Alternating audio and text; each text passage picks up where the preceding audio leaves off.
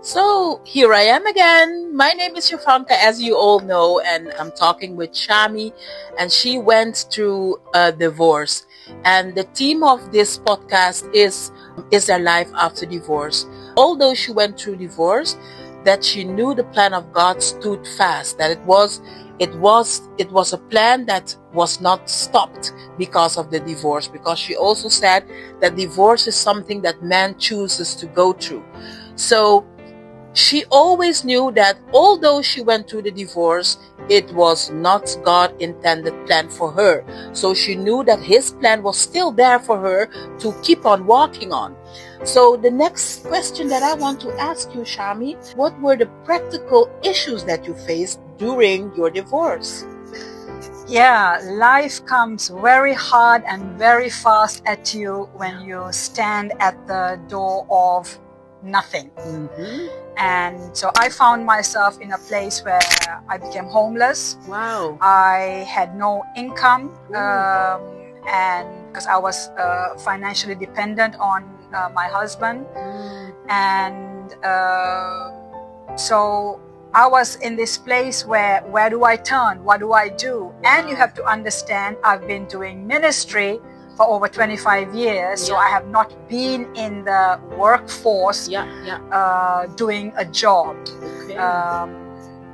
But the situation was, it was Corona time, so ministry also changed very rapidly as how we did ministry. Everything shut down, and everything went online. And online means people think we don't have to eat, so they don't need to give, Exactly. Yes. Wow. But so those challenges were there.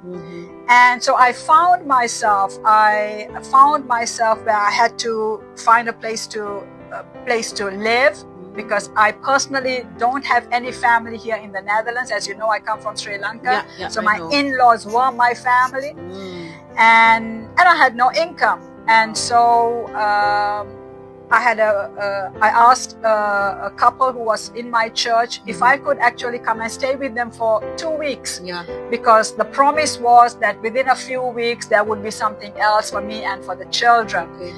And that 2 weeks turned into 3 years. Oh my goodness. Where these beautiful people gave me a bed in their house and allowed me to eat the food that they were eating at their table. But I had to, I had to pay my insurances, I had to pay bills, and I had to live life. So I found myself looking at things, and I was like, my God, where do I even start? Can you imagine? Where do I even start? Wow. Because then I asked myself, what skill do I have? Or what kind of job is available? Even though I'm a speaker, I can teach and preach. Where in the world am I going to say, here I am, take me? Exactly. Right? So I have no experience in that workforce. And with your children, so you work. I could not even give my children a place to stay. That helpless I was. So my family was literally scattered. My children were here and there and everywhere, and I could not help them, because I had no red cent to help them with, not even to help myself. And if I just want, I want to interrupt you in this one, because does that mean that you had to take care of your children while you did not have anything? My children at this point were adults. So my youngest was going in 17, 18, turning into 18. Praise the Lord. And then I think my children are such great kids.